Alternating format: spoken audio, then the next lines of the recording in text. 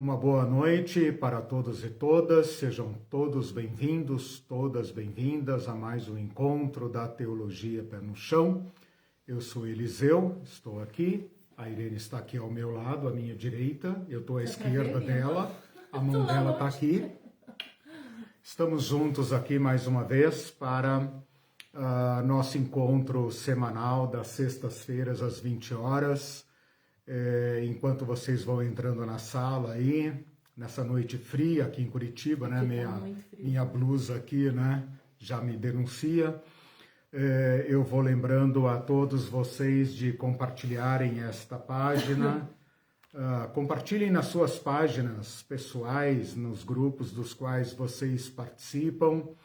Também curtam aí a página, dá um like aí, um joinha, né? Porque isso ajuda o Facebook a entender que a nossa página é relevante. Lembrem-se também de que nós temos um canal com o mesmo nome, Teologia Pé no Chão, no YouTube. Eu sempre digo, mesmo que vocês prefiram assistir aqui online, não deixem de se inscrever no canal para aumentar o alcance. Nós estamos com 641 inscritos, querendo chegar a 650. Ele sempre falou para colocar meta, né? Eu vou colocar uma meta, chegar a 650 até domingo. Ajuda nós aí. Gente, é orgânico, nós não temos dinheiro para impulsionar, é tudo de graça. É tudo na raça mesmo. E além disso, nós temos também em podcast, esse material para que você possa ouvir em qualquer lugar, no podcast da sua preferência. Eu coloquei em várias plataformas. Já tem 3 E nessas aulas, isso aí. E nessas aulas de sexta-feira eu também compartilho as anotações e você sabe que sempre pode fazer perguntas ali no chat. Se você assistir a aula depois, em outro horário, mas quiser fazer perguntas, eu pastoreio a minha página e estou sempre atento aos comentários, às perguntas. Sempre que eu lembro de alguma coisa, eu acrescento lá. Então, assim a gente vai suprindo, né, superando as barreiras físicas e nos comportando e criando esta comunidade Teologia Pé no Chão, como se nós estivéssemos de fato unidos, não apenas de coração, como estamos, mas unidos também presencialmente. Bom, meus queridos irmãos, esse é um curso que eu estou chamando de Antropologia 2, que significa então que teve um curso preparatório chamado Antropologia 1, em que nós tratamos da natureza do ser humano, porque aqueles conceitos de lá serão aplicados aqui agora. Então, você deve ter uma certa noção daqueles conceitos que nós colocamos em Antropologia 1. No curso de Antropologia 2, nós estamos tratando de 3 temas absolutamente centrais, fundamentais: vida, morte e pós-morte, que para nós cristãos significa dizer ressurreição.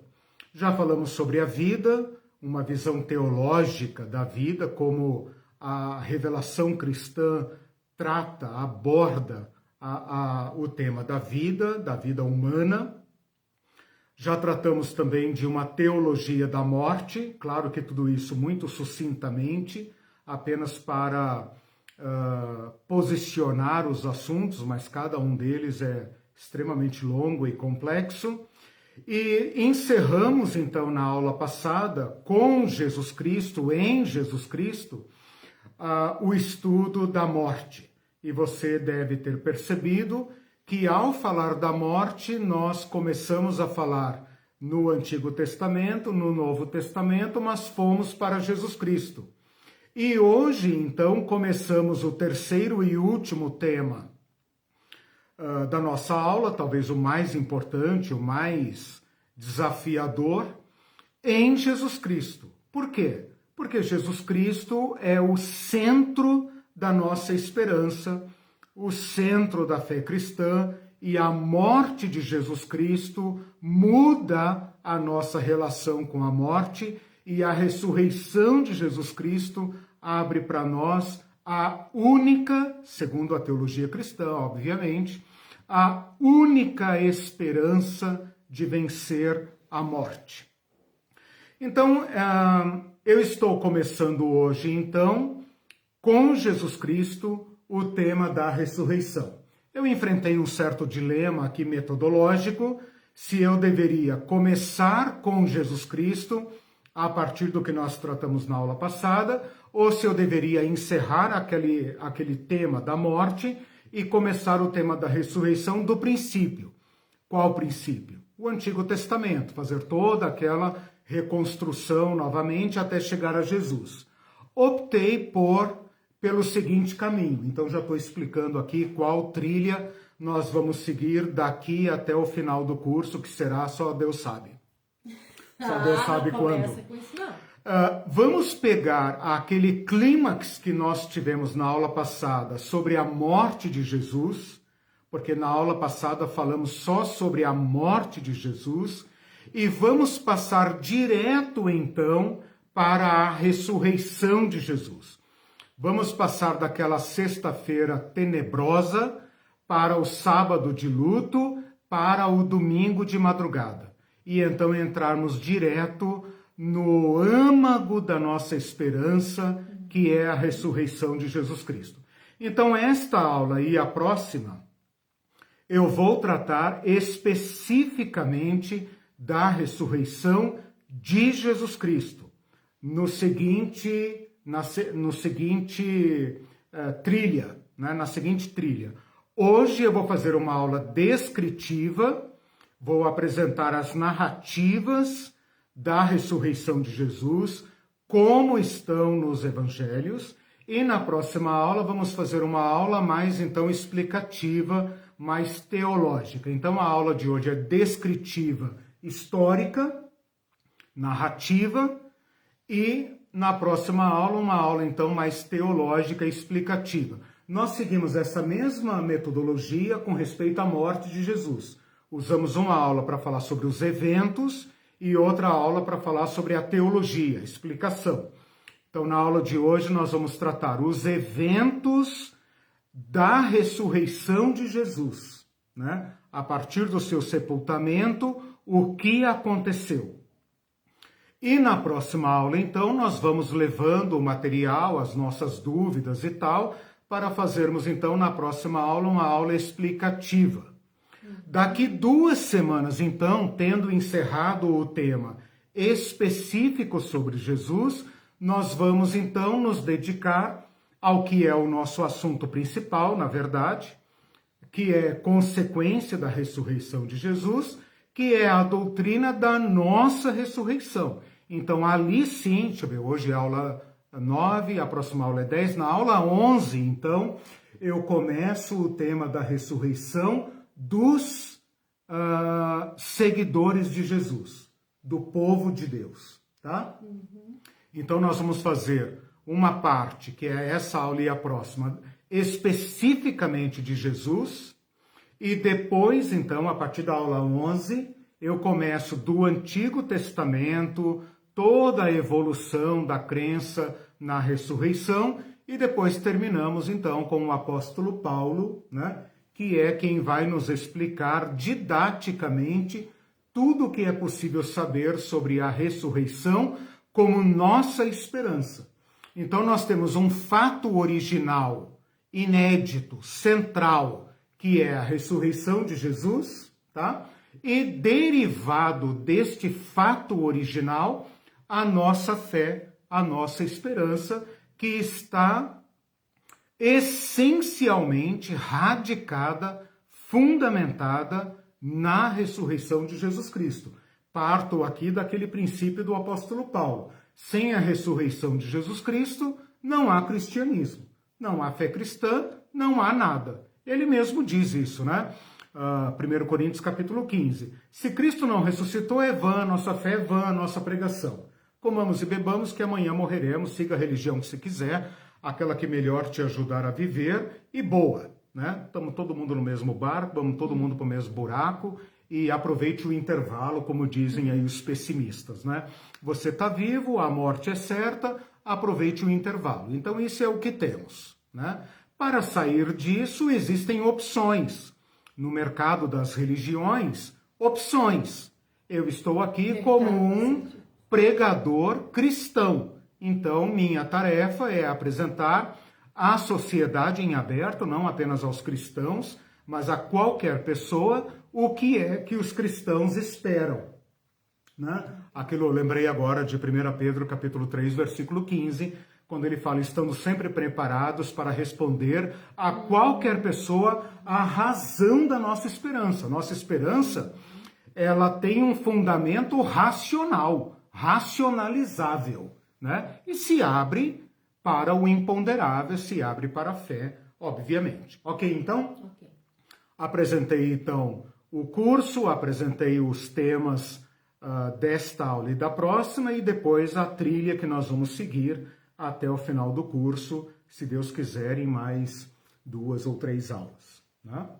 Ok? Já está aumentando. Não chuta a minha canela, amor. Já está aumentando. Bom, vamos lá então. Vamos começar hoje, então, com o estudo. Eu vou dar um nome técnico para isso, mas vocês vão entender. Harmonia dos Evangelhos. Por que a harmonia dos Evangelhos? Porque, como vocês sabem, na nossa Bíblia, em todas as Bíblias de qualquer fé, né, que seja uma Bíblia, pode ser católica, pode ser qualquer uma, tem 4 evangelhos. Nisso todos nós estamos de acordo. 4 evangelhos. E esses evangelhos dedicam uma parte considerável à morte de Jesus, que nós já estudamos, e também à ressurreição de Jesus. Né?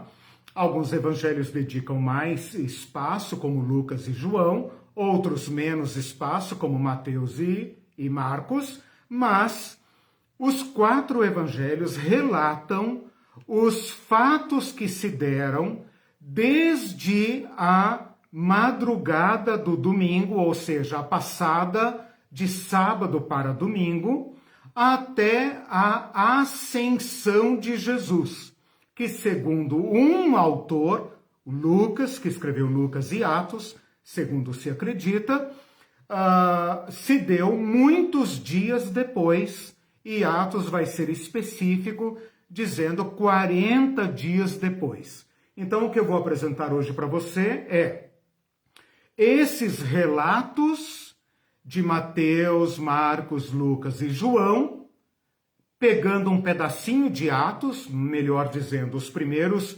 11 versículos de Atos, porque serve de ponte, né, entre Lucas e a história da igreja, e fazer uma harmonização. Por que harmonização? Porque são relatos independentes, né, parcialmente independentes, que contêm detalhes, às vezes, divergentes, né? E eu, então, vou harmonizá-los. Quando eu digo harmonizar, não significa que eu vou fazer glosas, ou adaptações, ou a defesa desses relatos. Significa apenas que eu vou colocá-los lado a lado, né? E tentar abarcar toda a riqueza de detalhes que eles nos oferecem em conjunto, ok? Então é isso que eu vou fazer. Eu pensei em pular essa aula, mas ao estudar os eventos, quer dizer, pensei em pular indo direto para a teologia. Mas eu cheguei à conclusão que nós cristãos precisamos debruçar nossa mente sobre estes relatos. Talvez, é claro, a maioria de nós acredita que Jesus ressuscitou, né? Acredita no Santo Sudário, acredita num monte de coisa, já viu filme, né, Jesus de branco flutuando, etc. Já viu alguma imagem, algum quadro, já assistiu alguma peça de teatro e tal, acredita.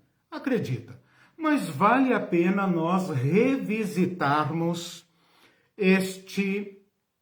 esta narrativa, este evento, para edificarmos a nossa fé, para acompanharmos os discípulos na sua crise, no seu choque, na sua surpresa, nas suas dúvidas, e construir com eles a fé, não apenas na ressurreição, mas no Cristo ressuscitado.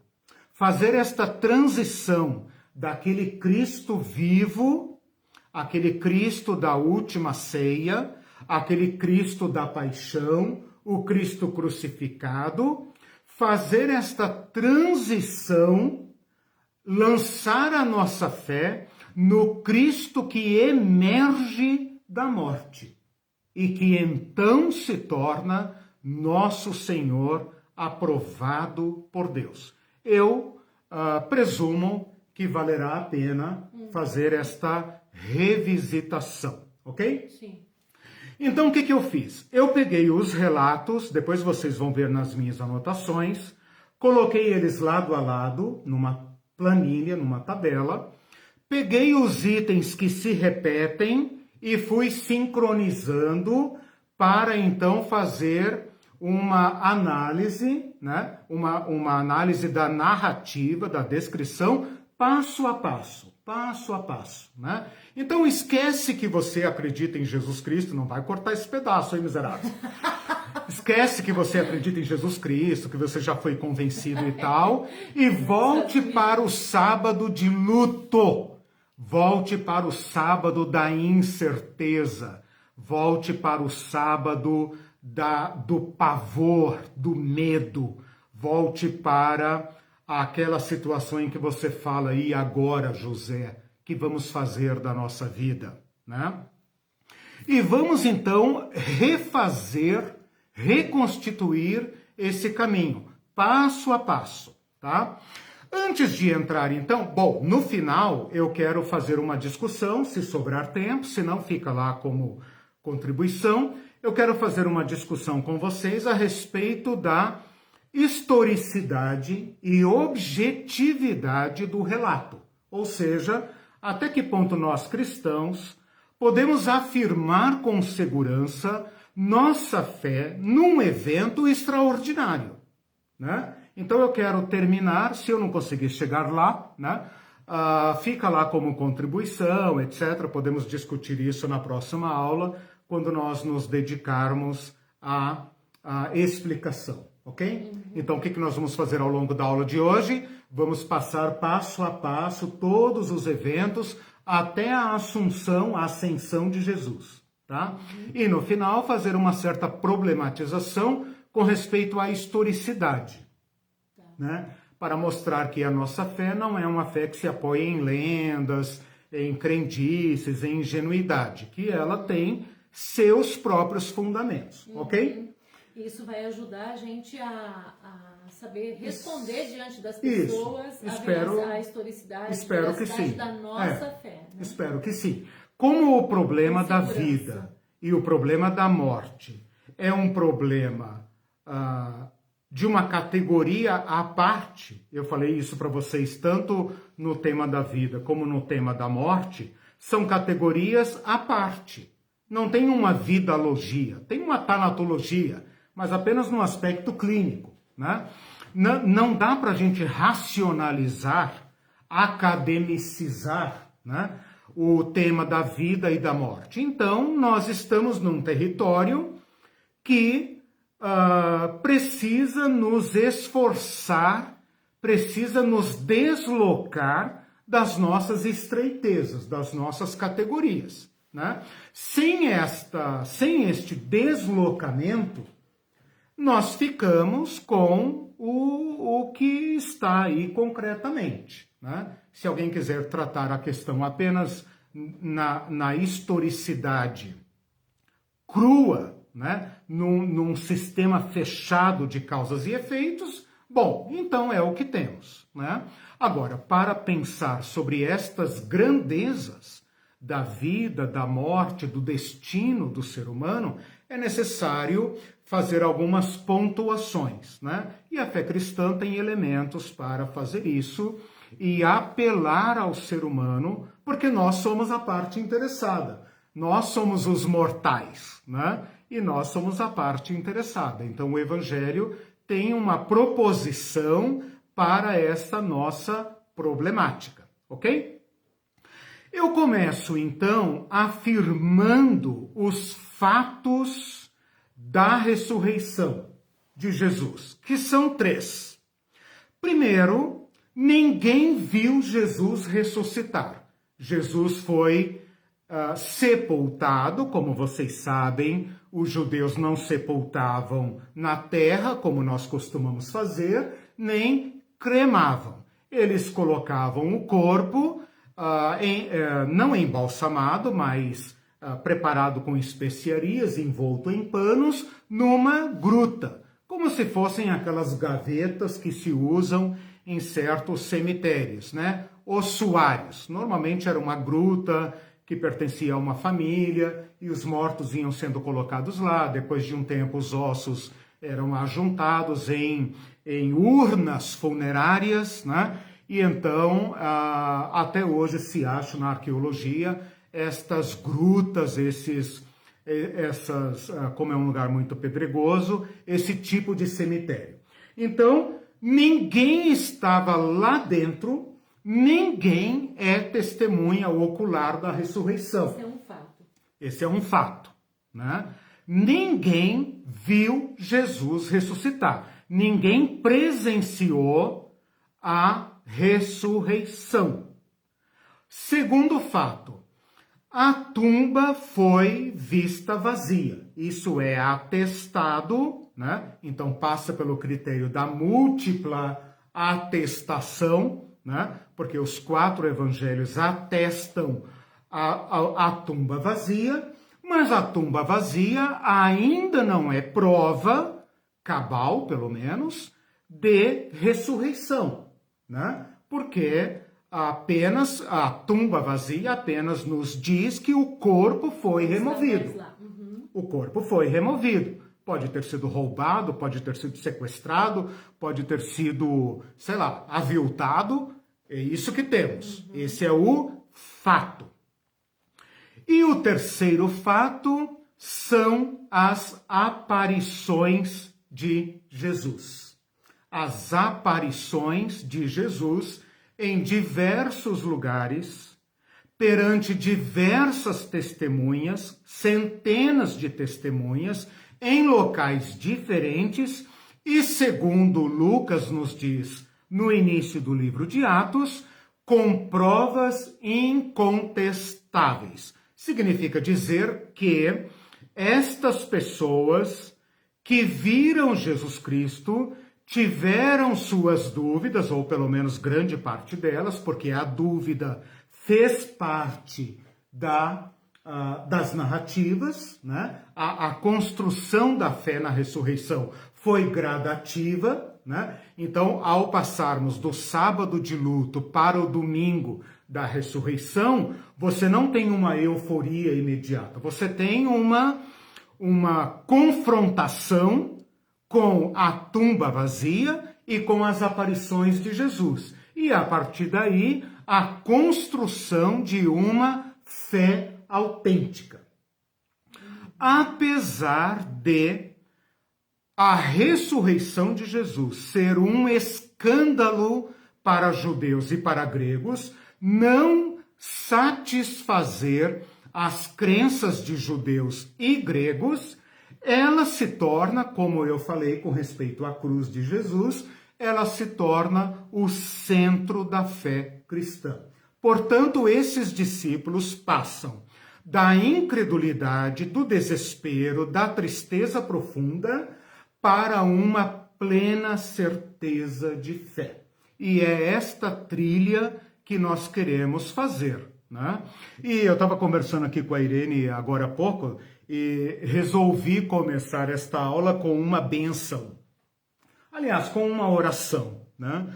Porque em Lucas 24, versículo 45, fala que Jesus aparece para os discípulos no cenáculo e explica para eles o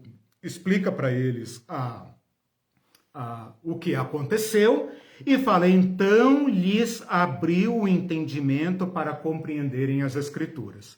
A minha oração e a minha bênção é que Jesus faça conosco a mesma coisa. Abra o nosso entendimento, abra os nossos olhos para compreendermos as Escrituras e os testemunhos da ressurreição. Começo aqui com uma pergunta. se nós fôssemos aquela mosquinha, né? Que antes da pedra ser rolada, entrou dentro do túmulo, né? As pessoas não falam, eu queria ser uma mosquinha para estar lá e ver, né? Se nós fôssemos uma mosquinha e estivéssemos dentro escondido, alguém fechou a tumba, eu me escondi lá dentro para ver o que vai acontecer, e está lá o corpo de Jesus, bem matado, né? Enrolado com o que foi chamado Santo Sudário, né? Com tiras e tiras e tiras, envolto completamente, com ervas, especiarias e perfumes, e está lá deitado numa pedra. A pergunta é, o que esta pessoa veria? O que esta pessoa veria? Vamos deixar essa pergunta aí pendurada para ela guiar a nossa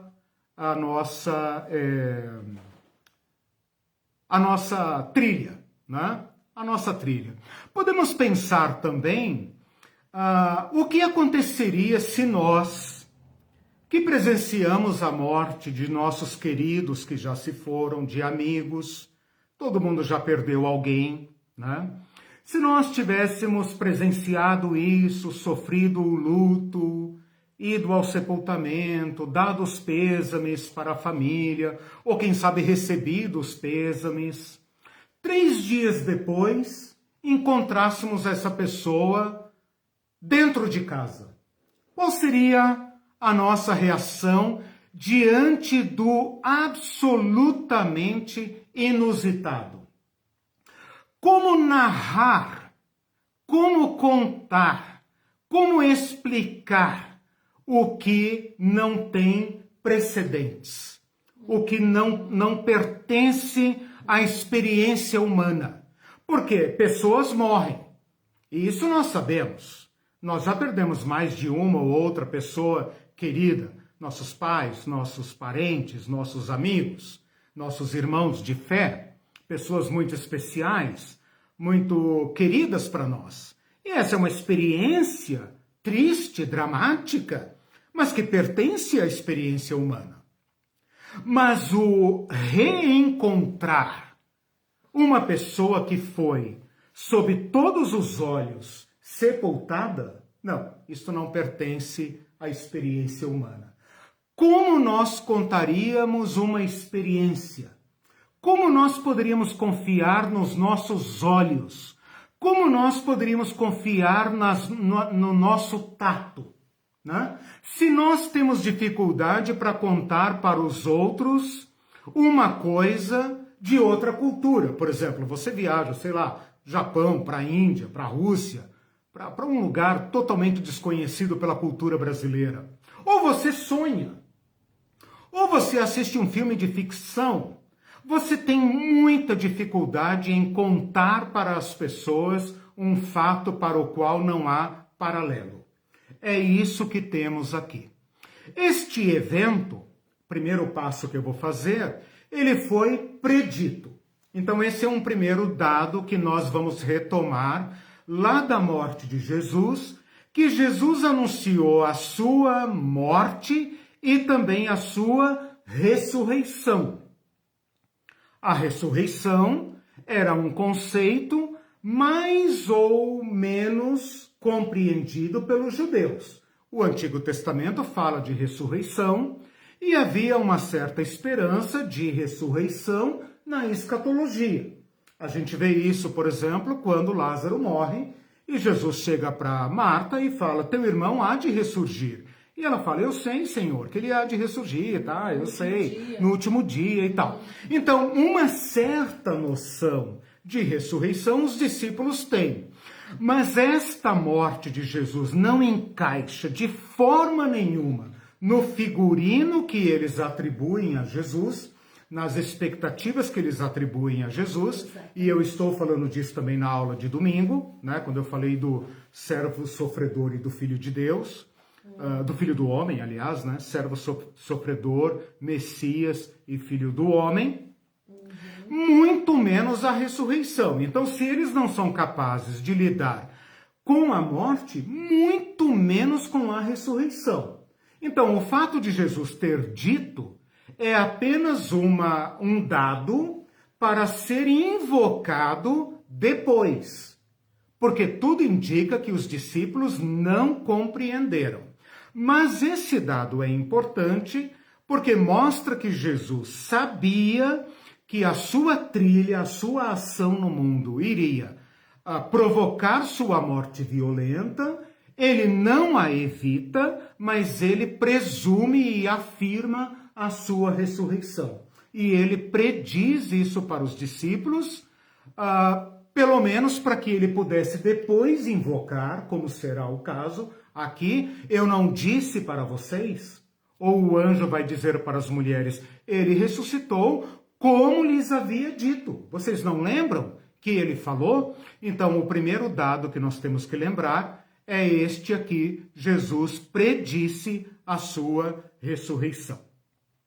Segundo dado é com respeito ao quando. Quando aconteceu? No domingo pela manhã, Mateus diz, ao final do sábado, ao alvorecer do domingo.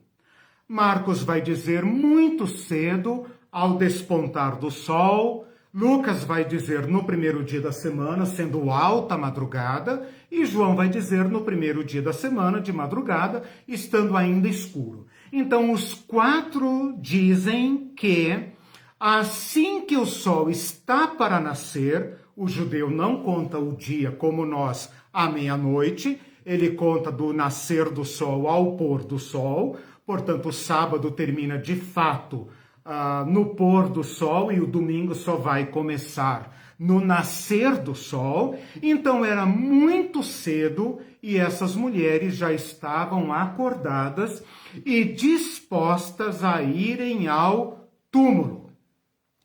Quem foi ao túmulo? Mateus menciona Maria Madalena e outra Maria, que ele não esclarece quem é. Marcos vai dizer Maria Madalena, Maria mãe de Tiago e Salomé, que talvez seja a mulher de Zebedeu, mãe de Tiago e João, mas não há certeza. Elas estão indo lá levando preparativos, levando aromas para preparar o corpo de Jesus. É um pouco estranho que elas tenham ido lá para fazer isto, né? Por quê? Porque o corpo de Jesus já havia sido enfaixado. A impressão que dá é que eles tiveram que fazer preparativos apressados e encerrar logo aquele preparativo para estarem limpos ao pôr do sol de sexta-feira, ok? Então, tudo indica que eles prepararam rapidamente o corpo de Jesus, sepultaram na sexta-feira antes do pôr do sol. No sábado não poderiam fazer qualquer trabalho porque era dia santo. E assim que o sol se levanta, mulheres, né, não homens, mulheres vão lá porque não ficou do jeito que elas queriam e Jesus merecia um tratamento digno, coitadinho. Olha só. Lucas vai dizer mulheres. As mulheres haviam preparado, né? E vão lá. Depois ele menciona Maria Madalena, Joana, Maria e outras. Então fica aí sempre um número indeterminado de mulheres. E João vai dar a entender que foram várias mulheres, porque as frases estão no plural, né? Mas ele menciona apenas Maria Madalena. Harmonizando esses relatos, nós temos concretamente Maria Madalena, com certeza, né? E outra Maria e mulheres. Então aí o grupo está em aberto. O que se sabe é que eram mulheres, né? Talvez a Maria, mãe de Jesus, esteja aí, né? É claro que dá para chegar a essas constatações, mas quantas, né? Nós não sabemos quantas. Nós sabemos que mulheres foram ao sepulcro. sabiam que o sepulcro estava vedado por uma pedra pesada e sabia que estava lacrado e guardado por uma tropa romana. Só Mateus vai contar o que aconteceu com a tropa romana.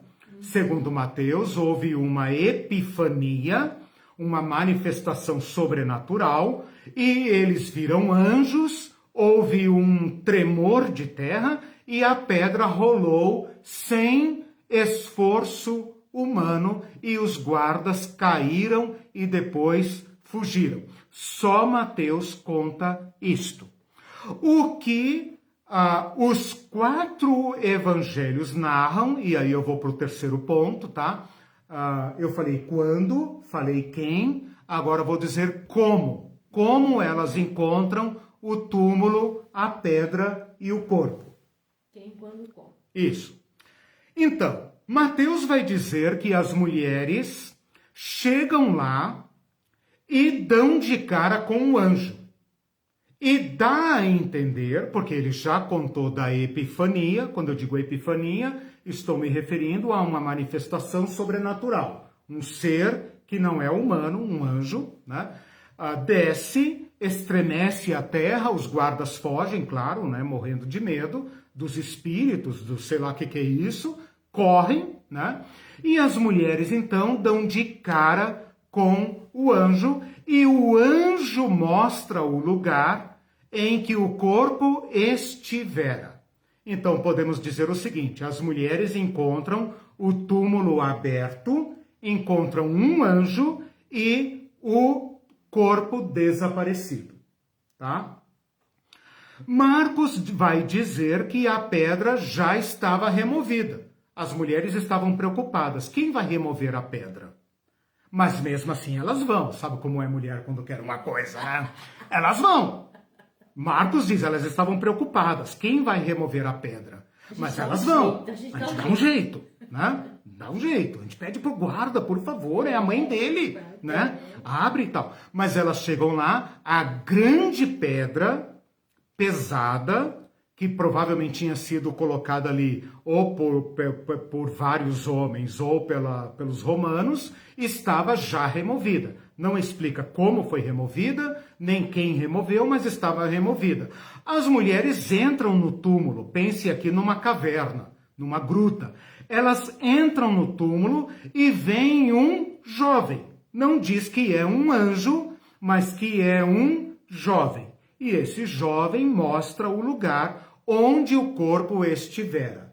Portanto, mulheres encontram túmulo vazio, encontram um homem lá dentro ou ali, né, no túmulo, e ele mostra o lugar vazio. Então você tem túmulo aberto, pedra removida e vazio. O corpo desapareceu. Em Lucas, a mesma coisa. As mulheres já encontram a pedra removida, entram no túmulo, não encontram o corpo.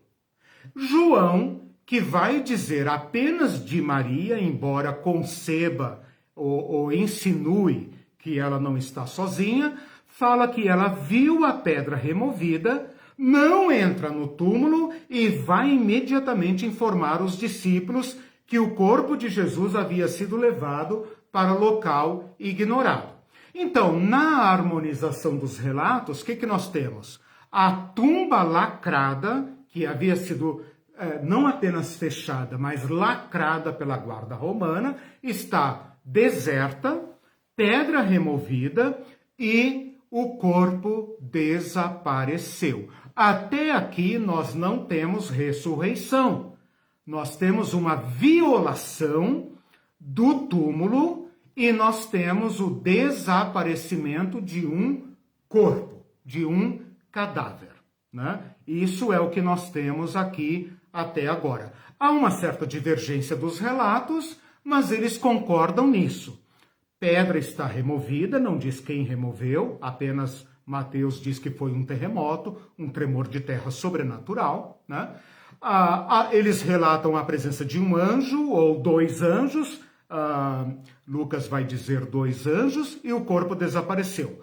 Bom, vamos então para o quarto aqui, que eu já estou me adiantando, que é a Epifania. Né? É claro que os eventos se misturam, eu estou fazendo um esforço para separá-los em tópicos. Né? Então, a Epifania, todos eles vão relatar a presença de pessoas desconhecidas, de aspecto glorioso, né? Que, evidentemente, o Evangelho vai chamar de anjo, porque essa é a forma de se referir a tais visões com as quais eles estão acostumados. Né? Então, Mateus vai dizer que um anjo desceu, sentou-se, removeu a pedra com o terremoto e sentou-se sobre ela. Quase que numa atitude assim afrontosa à guarda romana, né? Como quem diz, vai encarar? E os caras, tchuf, né? Se mandaram. Assentou-se sobre ela. Fala que ele tinha um aspecto glorioso e roupas muito brancas, assustadoras para os romanos, né? Gloriosas e assustadoras também, né? Magníficas para as mulheres. Marcos fala apenas de um jovem que está lá dentro. A pedra está removida e o cara está lá dentro. Muito suspeito. Não fala que ele é brilhante nem nada disso, apenas fala que ele está vestido com uma roupa branca, que não quer dizer muita coisa. E isso desmistifica um pouco a imagem que nós temos dos anjos como seres arianos, loiros, né, que flutuam, que têm asas. Né? Marcos diz assim, viram um jovem sentado lá dentro, né? As mulheres devem ter pensado, cara, o que você está fazendo aqui? Né? O que aconteceu aqui? E ele então vai dizer. Né? Lucas fala 2 homens com vestes estranhas, resplandecentes, notórias. Às vezes essa é apenas a forma de dizer muito brancas, como alvejadas excepcionalmente. Mas ele fala de 2 assentados, um na cabeceira, aí ele falou neon, na cabeceira e outro nos pés, né? Mas convergem na questão de que tem alguém lá para fazer o anúncio. Aliás, desculpa, eu misturei aqui. Lucas fala de 2 homens com vestes resplandecentes, João que vai falar de 2 anjos, sentados no lugar onde o corpo fora sepultado. Então, João que vai ver os 2 lá dentro sentados, né? Como quem estavam lá fazendo uma hora alguém vai correr aqui, né? Vamos esperar os primeiros curiosos, né? Em algum momento alguém vai aparecer aqui e aí então nós anunciamos. Então, esse é o 5º ponto. Anúncio, tá? Anúncio. Em Mateus, o anjo diz às mulheres, não tenham medo. Por que ele diz isso? Porque o aspecto dele é amedrontador, está onde não deveria estar e o corpo sumiu. Isto é gravíssimo. E ele fala, não tenham medo. Sei que vocês procuram Jesus que foi crucificado. Ele não está aqui. Ressuscitou como tinha dito que aconteceria. Aqui está a predição. Venham, vejam onde seu corpo estava. Olha as provas, olha as narrativas. Agora vão depressa, contem aos discípulos que ele ressuscitou e vai adiante de vocês para a Galileia. Eles estão onde? Em Jerusalém. Os discípulos estão encurralados em Jerusalém, pensando como vão fugir, porque eles estão na lista de procura da Polícia Federal do Pilatos, né? Vão, digam aos meus discípulos que ele ressuscitou e vai adiante de vocês para a Galileia. Lá vocês o verão. Lembrem do que eu disse. Em Marcos, ele fala mais ou menos a mesma coisa, não tenham medo, eu sei que vocês procuram Jesus de Nazaré, olha aí, bem identificado, que foi crucificado, ou seja, não houve erro de túmulo, o túmulo é esse mesmo, né? Ele não está aqui, ressuscitou. Vejam, este é o lugar onde haviam colocado o seu corpo. Agora vão e digam aos discípulos, incluindo Pedro, essa nota é apenas de Marcos, porque Marcos se supõe ser o secretário de Pedro, né? Que escreveu o Evangelho segundo as memórias de Pedro. Então aqui ele faz uma nota muito interessante, porque Pedro havia negado Jesus. E aqui começa então a reabilitação de Pedro, né? Digam a meus discípulos, lembrem de Pedro, ele também, que Jesus vai adiante deles para a Galileia. Vão para lá, lá vocês o verão, como ele lhes disse. Então aqui há uma grande coincidência de relato. Apenas Marcos destaca, né, o nome do seu mestre Pedro. Lucas diz mais ou menos a mesma coisa, num sentido um pouco, aquela bronquinha gentil, né? Ele fala, por que vocês estão aqui procurando entre os mortos aquele que vive? Procurando o vivente dentre os mortos. Jesus agora não é mais o morto, nem o crucificado, é o vivente. Ele não está aqui, como vocês podem ver, ressuscitou. Lembrem-se do que ele lhes disse na Galileia. É necessário que o Filho do Homem seja traído e entregue nas mãos dos pecadores, seja crucificado e ressuscite no terceiro dia. E João, divergindo dos outros três, vai dizer que os anjos perguntam a Maria Madalena por que ela está chorando. E ela responde, porque o corpo de Jesus desapareceu. Onde está o corpo do meu Senhor? E aí corta aqui a narrativa. Sexto ponto, a reação das mulheres. Como as mulheres reagem a este evento extraordinário? Elas são as primeiras a ver e ouvir. Vem o lugar vazio, vem a pedra removida e vem homens estranhos que lhes anunciam a ressurreição. Como elas reagem? Mateus diz que elas voltam correndo e vão anunciar aos discípulos com um misto de medo e alegria. Muito realista, muito realista. Medo, susto, por causa dos problemas envolvidos com o Cristo que foi executado pelas autoridades. Quem vai ser acusado do sumiço do corpo? Mateus vai dizer que houve uma fake news, que os soldados, para não serem punidos pelo seu fracasso em vigiar um morto, são subornados para mentir, dizendo que o corpo foi roubado. Então, os discípulos têm medo desse evento, mas também com o coração em turbilhão de alegria e medo. É um sentimento que talvez a gente tenha dificuldade para entender, né? Como a gente pode ter um misto de medo, susto e alegria, né? Marcos vai dizer que elas foram tomadas de surpresa e medo e abaixam o rosto, típico de uma mulher oriental semita, diante de um homem estranho. Abaixam o medo e tem medo do que está... Abaixa o rosto. O que eu falei? Abaixa o medo.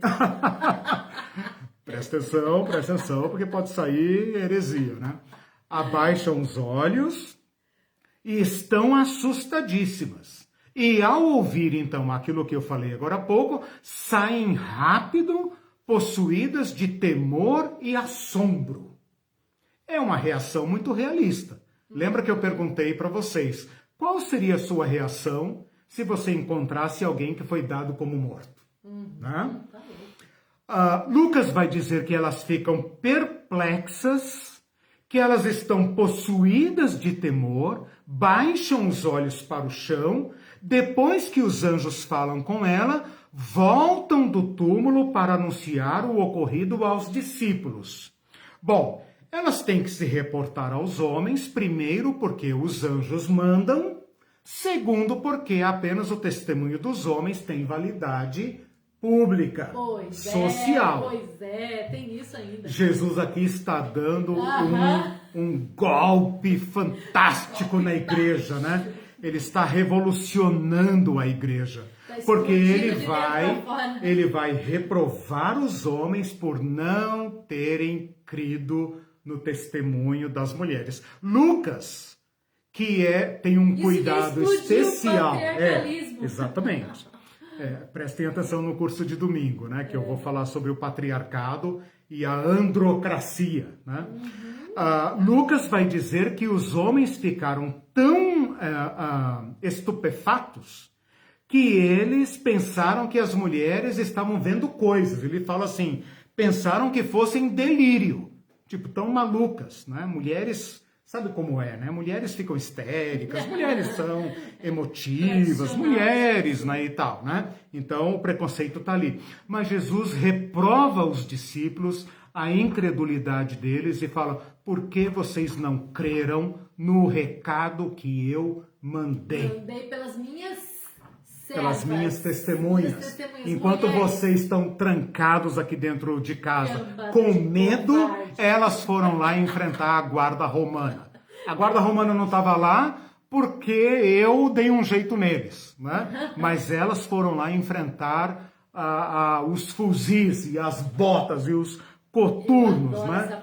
Parece essas professoras aí nos piquetes, né? Que vão lá dar de dedo nos soldados, né? As mulheres fizeram isso, né? Bom, reação das mulheres, tá. Então falei, falta João, né? Maria, porque João está focado em Maria, volta correndo para avisar Pedro e João. Pedro e João vão correndo lá atestar. Então é o primeiro contato de homens com os fatos, que é tumba aberta e vazia, corpo desaparecido. Pedro e João vão lá. E depois a Maria vê Jesus, né? Eu estou me adiantando aqui. Jesus aparece para ela de uma forma muito bonita, né? Assim que os anjos falam, por que chora, mulher? E ela fala, porque levaram meu Senhor e não sei onde colocaram. Então os anjos saem do diálogo, ela se volta, dá de cara com o zelador do cemitério, né? E ele fala, mulher, por que choras? E ela fala, porque levaram o corpo do meu Senhor. Se o Senhor o levou, diga-me. E ele fala, Maria. E ela fala, meu Senhor. Ela confunde Jesus ressuscitado com o zelador do cemitério. É lindo, né? É lindo. Jesus não brilha, não flutua, não tem asas, não tem olhos de fogo, né? É como um homem comum, um judeu comum, que está ali como se fosse um hortelão, um jardineiro.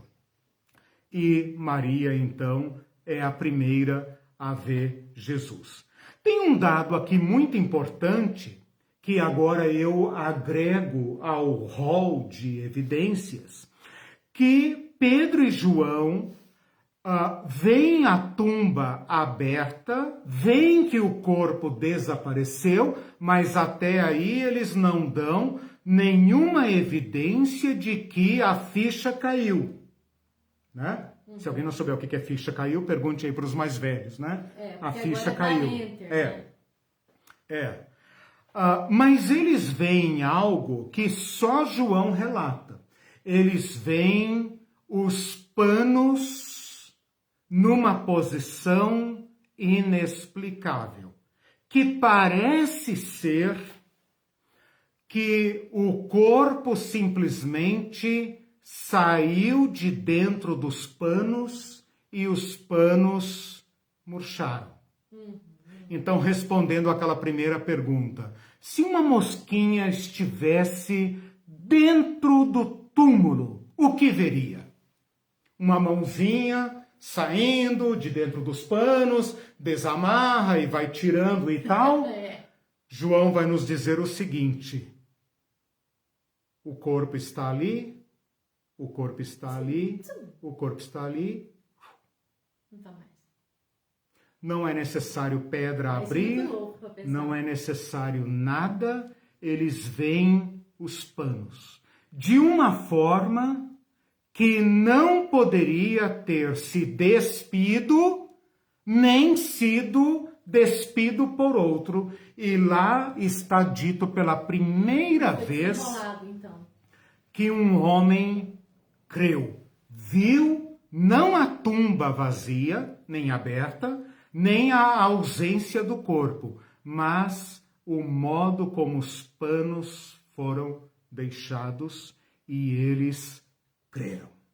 Então as mulheres creem, não falei ainda, né, das aparições. Estou me adiantando aqui, né, porque o texto é muito interconectado, né?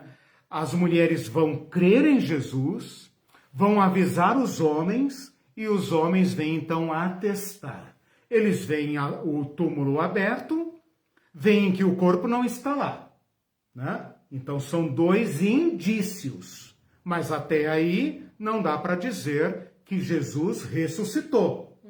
Por enquanto, até onde nós avançamos, nós temos apenas o anúncio dos homens brilhantes, vamos dizer assim, né? Os homens estranhos aqui, né? Nós temos a túmula aberta, que pode ser um túmulo violado, e temos como é que se fala isso? Quando a pessoa some com o corpo, tem um nome técnico, se alguém lembrar aí, coloca. Ocultação de cadáver, né? Quando a pessoa mata alguém e some com o corpo, é crime de ocultação de cadáver. Nesse caso, uma ocultação, né?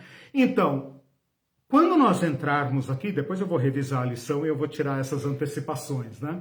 Quando nós entrarmos agora nas aparições, que é uma das últimas etapas da nossa aula, nós vamos ver que as mulheres vão ver Jesus e crer. Os homens vão ver a posição dos panos e vão ver, não, alguma coisa aconteceu aqui, né? Então, vejam até onde nós chegamos, a construção da fé que vai passar do luto, e não apenas do luto, porque não é apenas a morte de um ente querido, do filho de Maria, do mestre, do discípulo, do amigo, não é apenas isso. É a morte de um projeto, é o colapso de uma esperança. É um mega fracasso, né? Nós temos que fazer esta transição para uma abertura que nos coloca, que nos defronta com o impensável. A tumba está aberta, o corpo sumiu. Uma visão, um anúncio, a posição dos panos. É até onde chegamos até agora, e até agora, então, eu falei apenas da tumba vazia, tá? Que é um primeiro item de evidências, não conclusivas. Tá. Vamos passar agora para o segundo item, lembra que eu falei de 3 fatos, né? Primeiro, ninguém viu a ressurreição. Segundo, a tumba vazia. Liquidamos agora. Agora vamos passar para o terceiro fato, que são as aparições. Tá, perguntas, comentários, pode falar. Por que você falou, como que está o versículo que diz sobre Pedro e João ver apenas os panos? Por que você disse que os panos mostravam que não eram nem desembrulhados e nem... Está em João, especialmente porque fala que ele viu e creu. Eles viram, ele também viu os lençóis. E o lenço que estivera sobre a cabeça de Jesus, que não estava com os lençóis, mas deixado à parte, ou seja, no lugar da cabeça. Nada foi arrumado aqui. Né? Deixado à parte. Então a leitura, juntando com o fato que ele creu, não porque viu a tumba vazia, nem porque o corpo desapareceu, e nem porque as mulheres anunciaram, Quando eles viram os lençóis e o modo como eles estavam, é que eles creram. João escreve para convencer, né? Até dá uma olhada aqui na tua Bíblia, João capítulo 20, versículo 7, só para ver como foi escrito, 6 e 7. Porque às vezes a nossa tradução não ajuda, depois eu dou uma olhada melhor como está no original, ok? Passo então agora para as aparições, as manifestações de Jesus, que tem o objetivo de convencer os discípulos do cumprimento das predições da ressurreição. Então vocês vão perceber que na medida em que Jesus aparece para um e outro, ele vai dando evidências de que é ele mesmo. Ele vai mostrar que sua aparência, ele vai mostrar suas feridas, ele vai comer com eles, ele vai ser tocado por eles, ele vai estabelecer uma continuidade com o Cristo crucificado, portanto não é outro, é ele mesmo, porém é ele novo. Então aqui nós vamos fazer um corte, isso fica para a próxima aula, mas um corte entre aquilo que foi até perguntado numa aula anterior. A diferença entre reviver e ressuscitar. Por isso, toda a teologia dos judeus a respeito da ressurreição entra em colapso aqui, né? Jesus vai inaugurar um evento completamente novo, né? Ele é o vinho novo.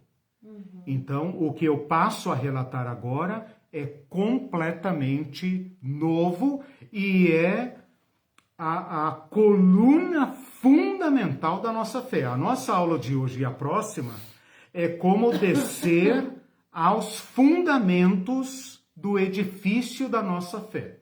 Nós estamos lá verificando as colunas fundamentais, né? O David comentou assim, na atualidade foi como se tivesse sido teletransportado. Pois é. É difícil dizer, né? Quem falou, David? David. Então, David, é difícil dizer, porque nós vamos agora fazer uma análise das aparições, mas cortando o caminho, ou melhor, cortando o caminho não, evitando a espiritualização de Jesus. Porque Jesus vai dar provas da ressurreição. Então, é por isso, nós vamos falar isso na próxima aula, é por isso que Jesus é chamado o primogênito dentre os mortos, primícias dos que dormem. Por quê? Porque ele inaugura o princípio de uma nova realidade. Se a gente falar teletransportar, apesar de que isso ainda está no campo da ficção, é uma aventura científica, estão tentando, né, transferir objetos de um lugar para outro e tal, mas facilmente a gente pode descambar para uma imaterialização. Mas o que nós vamos ver agora, juntos aqui na nossa caminhada, buscando apoio para a nossa fé, é o novo. Nós estamos diante do inédito, daquilo para o qual não há comparação. Lázaro ressuscitou, a filha de Jairo ressuscitou, o filho da viúva de Naim ressuscitou, tudo bem. O Eutico ressuscitou, tudo bem. Dorcas ressuscitou. Isso é outra coisa. Outra coisa. Jesus inaugura, por isso Paulo vai dizer que ele é cabeça de uma nova raça. Ele inaugura uma nova espécie humana.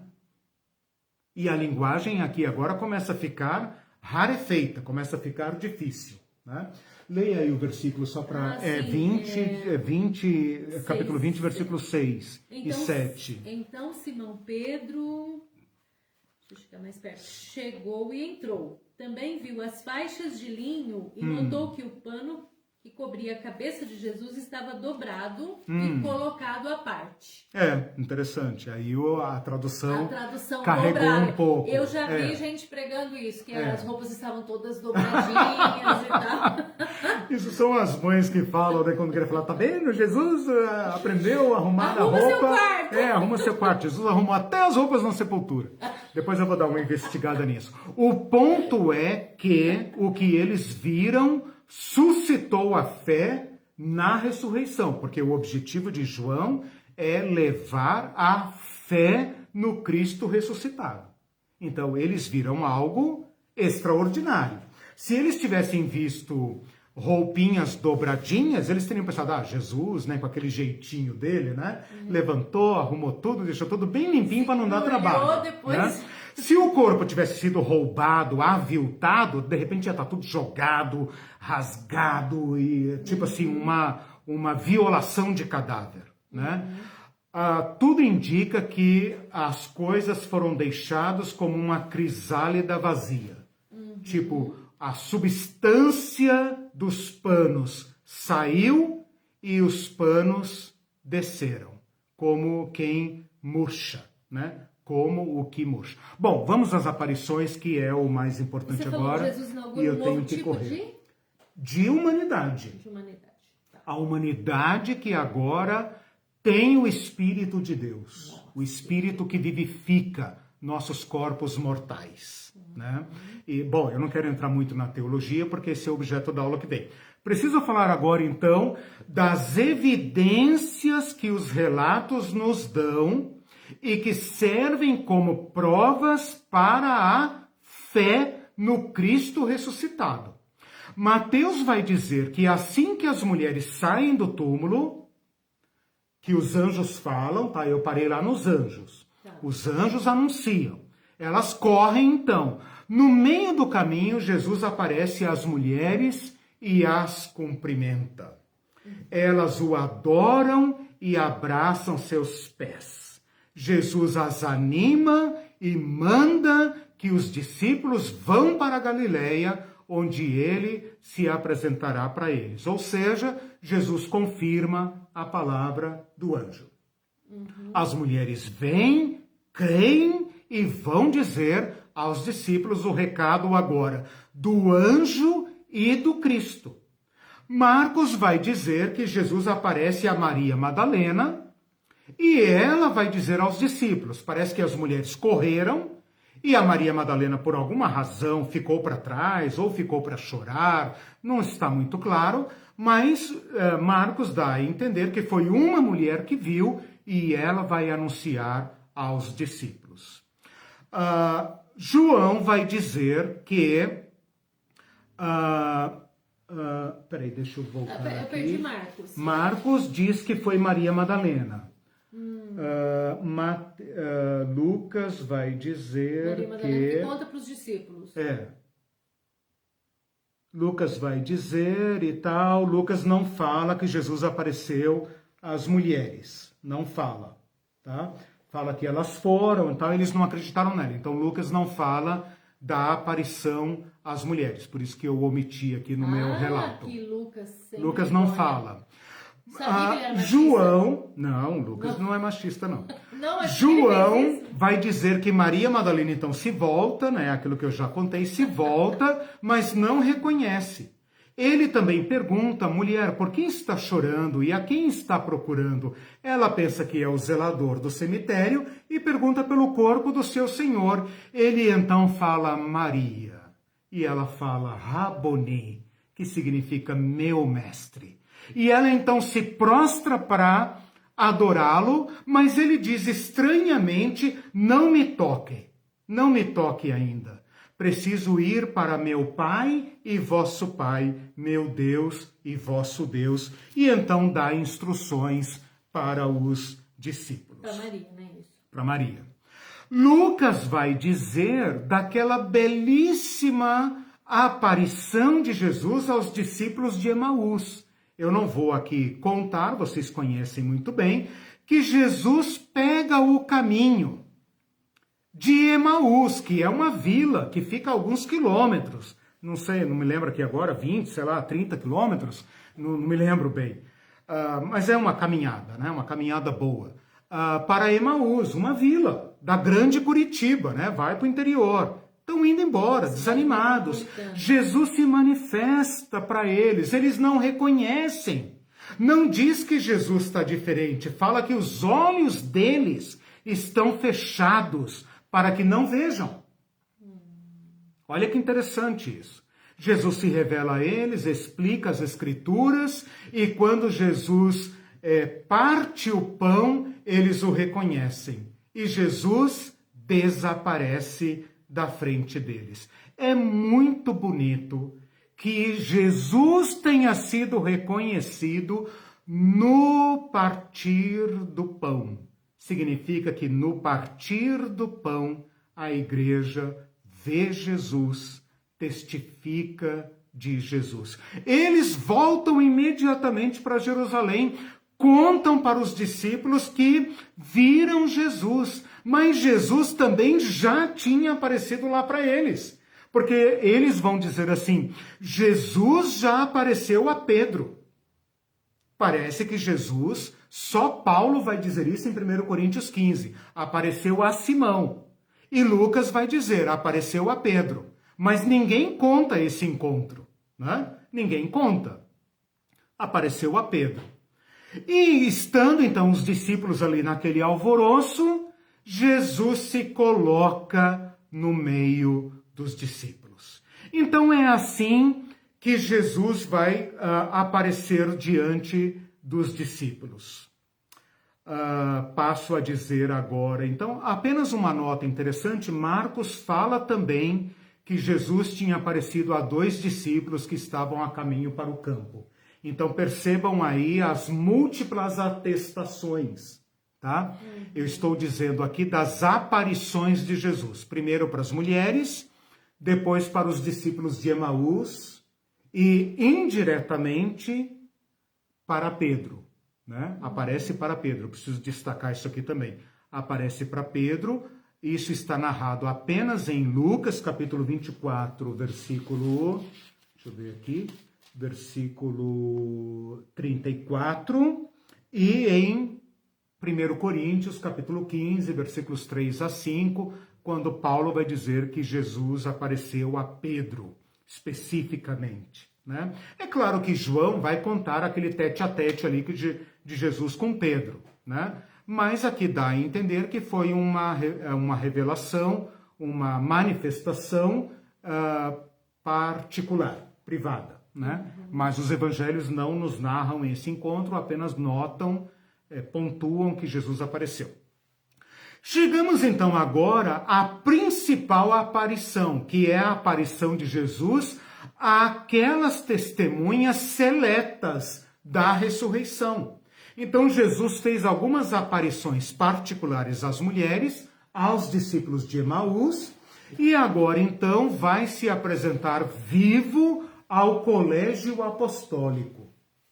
E os discípulos, os evangelhos vão dizer aos 11, porque exclui Judas, né? Aos 11. É claro que tem outras pessoas presentes, mas Jesus vai aparecer aos 11. Por quê? Porque esses 11 serão as testemunhas oficiais da ressurreição. E é do testemunho deles que nós cremos. Então vamos lá. Mateus é muito econômico nessas narrativas. Ele vai dizer que, como ele havia prometido, ele se manifesta aos discípulos na Galileia. Ele diz que alguns o adoram, mas alguns duvidam. Só isso que Mateus diz. Isso que você está falando é resultado da ressurreição. Eu estou falando as aparições. As aparições, né? Falei das mulheres, falei dos discípulos, agora estou falando dos principais, que são os apóstolos, tá? Mas é isso. Aparição às mulheres, aparição aos discípulos, aparição aos apóstolos agora. Então, Mateus é muito econômico. Está ali na grande comissão, né? A grande comissão. Jesus aparece para os discípulos, Alguns o adoram e falam, né, meu Senhor e meu Deus e tal, adoram. Mas alguns duvidam. Então embarca aí, irmão. Embarca aí nesta miscelânea de sentimentos que os seguidores mais íntimos de Jesus adoram, mas também duvidam. E aí você vê a construção de uma fé na ressurreição, que é gradativa. O Mateus, por causa dos seus propósitos e seus objetivos, tem apenas ali aquele final do texto que nós chamamos de grande comissão. Jesus, porém, portanto, diz, né? Eis que toda autoridade me foi dada nos céus e na terra, vão, portanto, papapá, e eis que eu estou com vocês até a consumação dos séculos, amém. Não fala de ascensão, não fala de nada. A partir de agora, eu estou com vocês, ponto. Não fala para onde Jesus foi, não fala nada, né? Marcos vai mais ou menos na mesma linha, também se manifesta aos discípulos, como ele havia prometido, lá na Galileia, e os repreende por não terem acreditado no testemunho das mulheres. E depois, então, fala que ele comissiona os discípulos, né, a grande comissão, aqui já estou me antecipando, né, também encaminha os discípulos como testemunhos, dá a eles poder e etc., os abençoa e sobe para a destra de Deus. Então, Marcos fala da ascensão. Porém, existe uma dúvida sobre o final de Marcos. Parece que Marcos tem um final curto e um final longo. Se a gente considerar o final curto, que vai até o versículo 8, né? Marcos simplesmente não anuncia as aparições de Jesus, deixa ali em suspenso, né? Se a gente aceitar, vai até o versículo 8, se a gente aceitar a final longa do Evangelho, como está na nossa Bíblia, então Marcos e Mateus convergem numa múltipla atestação. Múltipla atestação significa duas testemunhas falando a mesma coisa, né? Lucas vai dizer, de modo inovador, divergente de Mateus e Marcos, que Jesus se manifestou naquele mesmo dia, no domingo, no cenáculo, e entrou sem bater na porta. Eles estavam lá fechados e Jesus manifestou-se à mesa no meio deles. E eles ficaram apavorados, pensando tratar-se de um espírito. E Jesus fala, toquem aqui, olha aqui minhas mãos, olha os meus pés, olhem o meu lado. Um espírito não tem carne e ossos, como vedes que eu tenho? E por falar nisso, estou com fome. Não como desde sexta-feira, desde quinta-feira à noite. Tem aí alguma coisa para comer? E come com eles. Nossa. Então, que não é um espírito, Lucas, né? que se supõe ser médico, né, dá aqui as evidências empíricas concretas de que não se trata de um fantasma, de uma aparição de Jesus. Não é alguém transparente, aquele fantasma que atravessa a parede, né? O fantasma que a gente vê nos filmes. Que você vai pôr a mão, você atravessa a mão, né? É alguém que fala... toque em mim, exatamente. Né? Ele fala assim, me dá sua mão, Tomé. Toca aqui, rapaz. Não me reconhece? Né? E ele atravessou a parede, mas ele não é atravessável. Não diz que atravessou. Não, mas as diz portas estavam que fechadas. sim, né? Nós vamos discutir essas questões. Tudo ok. bem, tudo bem. Eu estou dizendo o evento. Manifestou-se no meio deles. E João vai ainda carregar na tinta. Vai dizer que eles estavam trancados com medo dos judeus. Ou seja, era impossível entrar naquele cubículo sem ser notado, sem ser anunciado. Quando você está com medo de alguém, você tranca as portas e você vigia as portas. Eles estavam com medo de ser presos. Claro, também, né? claro. O clima é de dúvida, decepção e medo. Ou seja, não há clima para crer em ressurreição. Esse é o ponto aqui. Não são idiotas pensando, qualquer hora ele aparece. Qualquer hora... Não! São pessoas dizendo, como vamos fugir? Mulheres, calem a boca, parem com essa papagaiada, nós temos que fugir, entendeu? Pedro provavelmente estava traçando rotas de fuga, né? E Jesus aparece no meio deles, e não é um fantasma. É chocante para nós, é chocante para eles também. Jesus tem que convencê-los de que é eles. E, portanto, ele é palpável e ele come peixe, pão e mel. Que gostoso, né? Dieta de Jesus, né? Come peixe do mel e ali mel. no meio, né? Ele vai dizer que Jesus se manifesta 8 dias depois para Tomé. Vocês conhecem a história. Tomé não estava presente nessa primeira manifestação. E ele fala, de modo nenhum, tá? E o Tomé, né? Bendito Tomé, meu santo padroeiro, né? Não corte esse pedaço, hein? Meu santo padroeiro, cara, é padroeiro dos que têm dúvida, que fala, Senhor, me ajuda a crer. Que ele fala, se eu não tocar, não me venham com essas histórias. Não me venham com essas histórias. Se ele ressuscitou, ele que me dê provas, ele que me convença, para mostrar que não se tratam de idiotas. Não se tratam de pessoas dadas a fantasmas, não.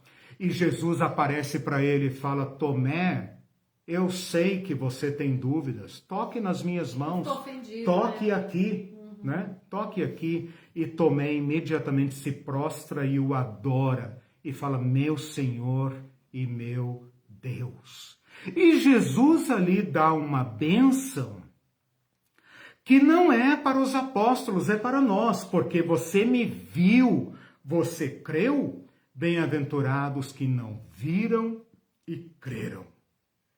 Bem-aventurado os que não viram e creram. Teve aqueles que viram e não creram. E Pedro vai dizer, vocês não viram e creem, né?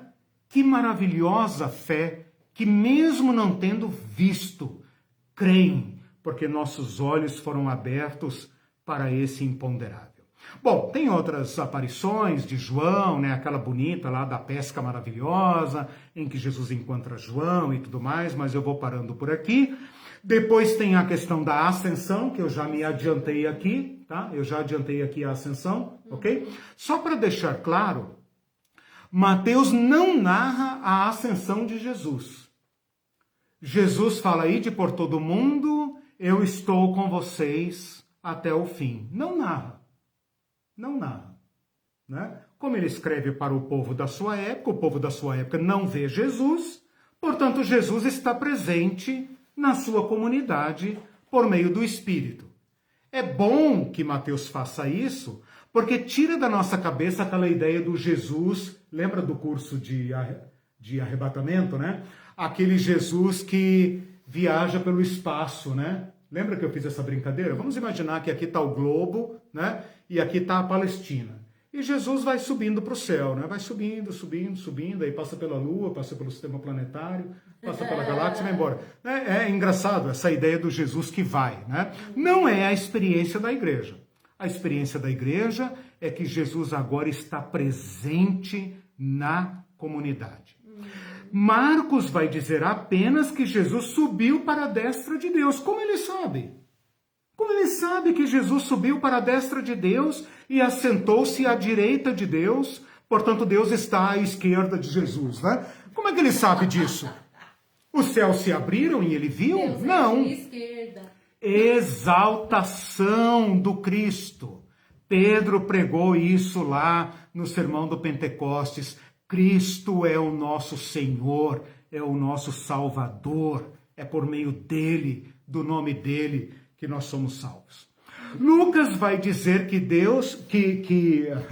que Jesus os abençoou e fala que foi se retirando dele, sendo elevado para o céu.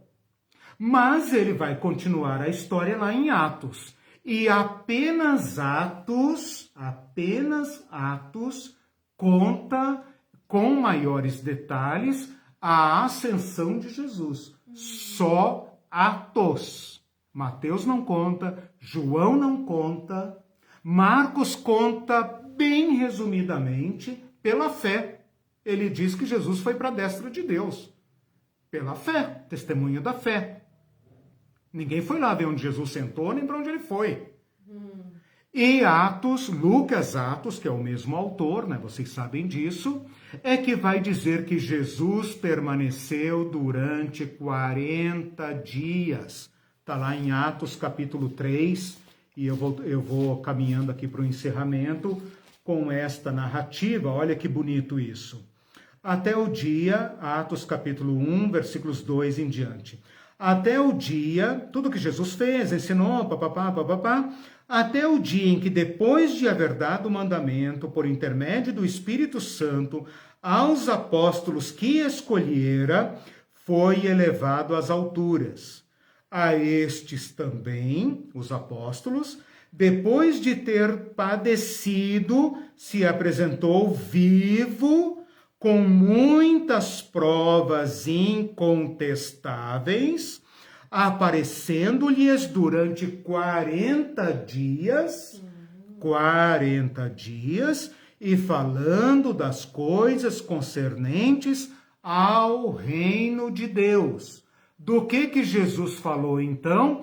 Do reino de Deus e da descida do Espírito Santo, dizendo para eles, não saiam de Jerusalém, esperem a promessa que o Pai prometeu e que eu falei para vocês. Porque João, na verdade, batizou com água, mas vocês serão batizados com o Espírito Santo, não muitos depois desses dias. Daí os discípulos perguntam, Senhor, e o reino? Jesus fala, não tem reino, cara pálida. Isso é da conta de Deus, tem outro programa, outro cronograma. E ele fala, mas eu tenho uma missão para vocês. Receberão poder, serão minhas testemunhas, tanto em Jerusalém como em toda a Judéia e Samaria até os confins da terra. Ditas estas palavras, foi Jesus elevado às alturas, à vista deles, e uma nuvem o encobriu dos seus olhos. E eles ficaram olhando, não aqui da planície, vendo o céu lá em cima, no monte, vendo Jesus sendo elevado e encoberto por uma nuvem. Não tem subida para o céu, irmão. Eles estão num monte e Jesus é elevado e uma nuvem o encobre. Então eles não viram... Não viram a viagem cósmica de Jesus Cristo, não. Para de inventar o que não está escrito. Nós somos protestantes, lembra? Sola Escritura. Uma nuvem o encobriu. Nuvem é a manifestação da glória, né? Lá da transfiguração, lembra? Uma nuvem. A nuvem desceu sobre eles. Uma nuvem o encobriu. E eles ficaram olhando. E então aparecem anjos novamente e dizem, varões galileus, porque estão olhando para cima. Esse mesmo Jesus que foi levado aos céus voltará como ele prometeu. E eles voltaram tal. Então a conta é a seguinte. Jesus morre na semana da paixão, na Páscoa, tá? Na sexta-feira. Essa sexta-feira e o sábado e o domingo. O sábado é o sábado de Páscoa. Para nós é o domingo, mas é aquele final de semana. 40 dias depois, Jesus desaparece e não é mais visto, não é mais visível. 10 dias depois, o Espírito Santo desce. 40 mais 10, Pentecostes. 50 dias. O Pentecostes vem depois. Pentecostes significa 5 dezenas, 5 dezes, Pentecostes, né? É uma festa que ocorre 7 semanas depois da Páscoa.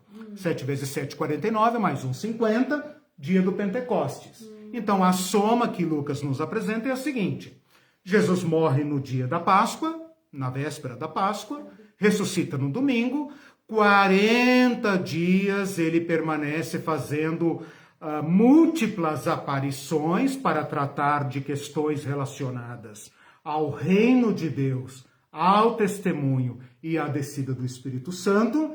Não saiam de Jerusalém. Lembra que ele mandou ir para Galileia. Agora já estão em Jerusalém. Por isso eu falei que ele se manifestou em vários lugares durante muitos dias. com provas incontestáveis. Né? Tentaram pegar ele para matar. 40 só apareceu aos discípulos. Boa questão, nós vamos ver isso na próxima aula. Boa questão, voltarei para vocês. Ninguém mais Senhor, como é isso que voltará para nós?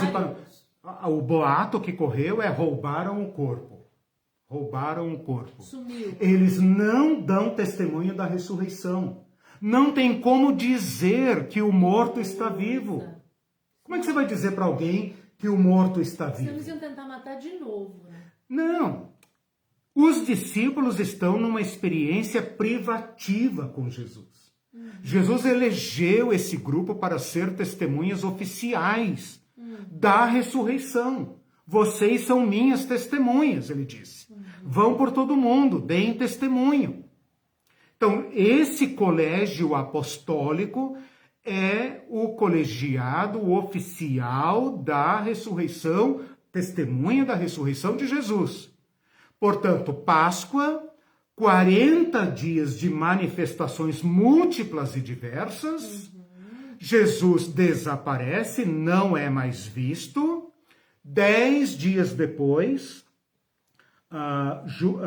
Lucas vai dizer assim, capítulo 2 de Atos, versículo 1.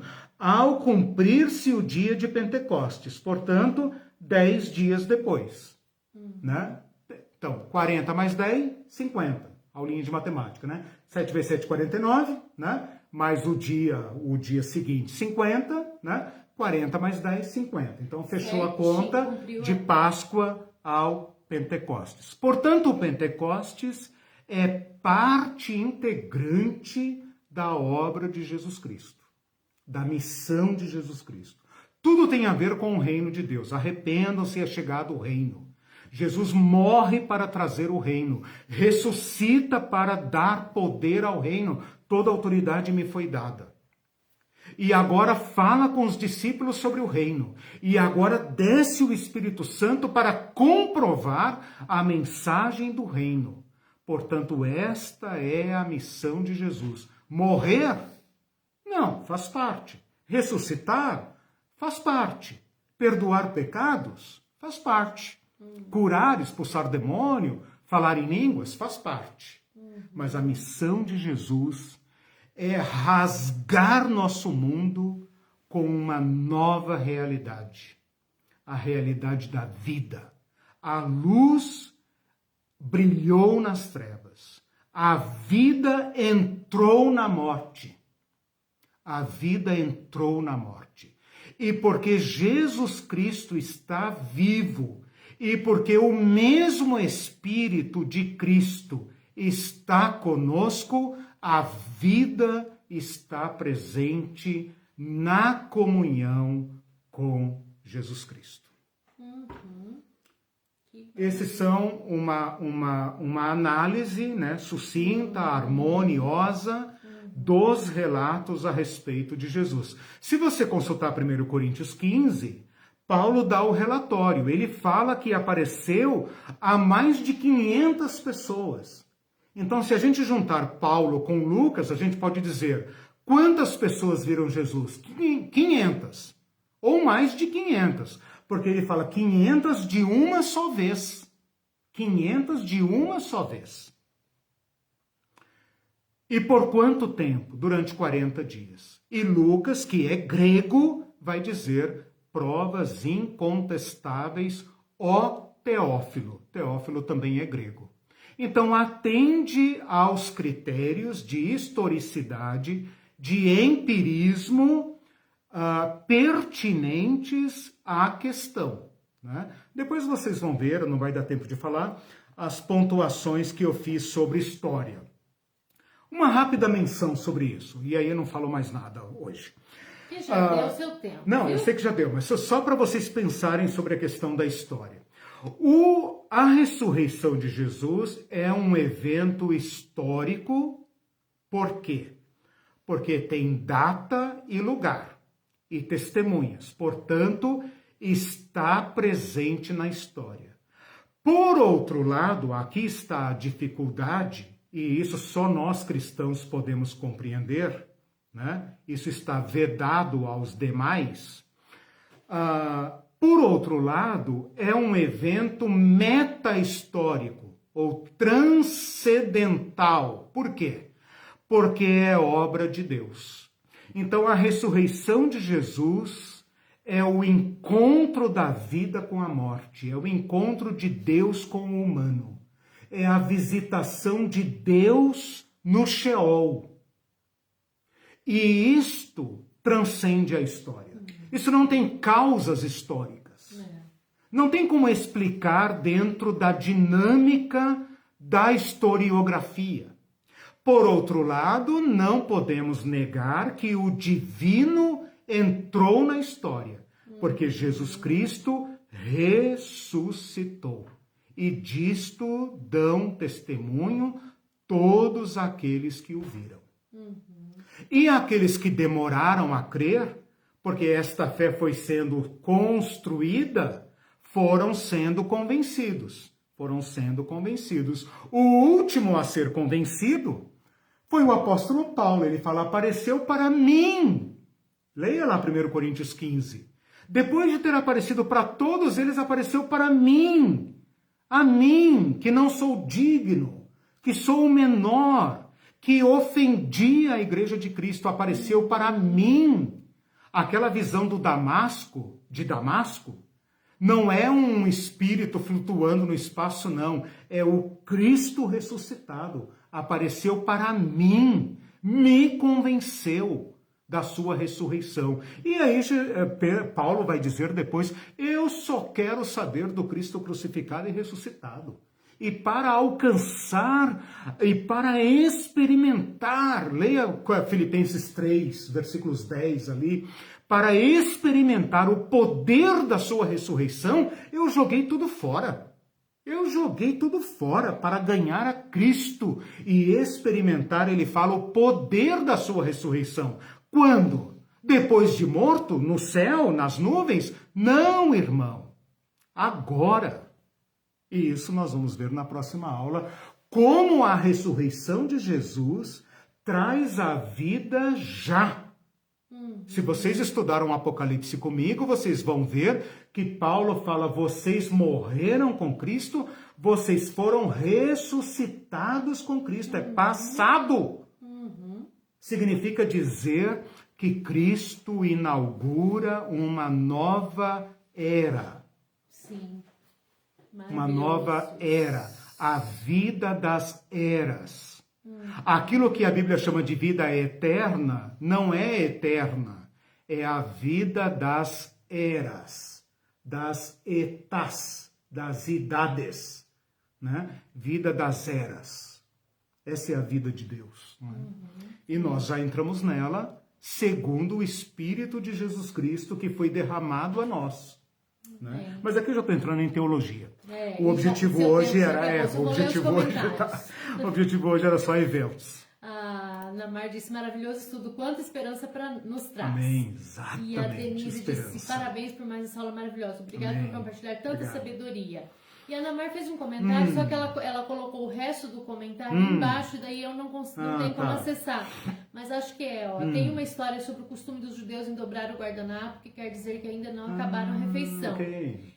Que voltariam a comer e fazem alusão a Jesus que ao dobrar o lenço, Não, tudo bem, ela está falando daquela questão lá dos lençóis, né? Que se Jesus dobrou os lençóis, ou um lenço pelo menos, significa sim, é um sinal, eu vou voltar. É interessante, interessante. Eu vou dar uma pesquisada nisso, Namar. Se você tiver mais alguma informação, coloque lá, porque me interessou. Por que eles creram? Né? Será que tem uma senha ali? Será que tem uma senha, né? Conhece, e o lenço significa, eu vou, mas volto, né? Fui ali resolver um problema, mas eu já volto. Fique esperto. Fique esperto, fique atento que eu vou dar outros sinais, né? Então é isso, nosso tempo beleza. estourou. Gente, tchau pra vocês. Tchau. Namar, hoje... que adora a minha empolgação. Legal. Legal. Essa aula foi uma aula mais descritiva. Próxima aula, Teologia da Ressurreição de Jesus, tá? Até domingo. Tchau, gente. Deus abençoe vocês. Beijo. Bom fim de semana.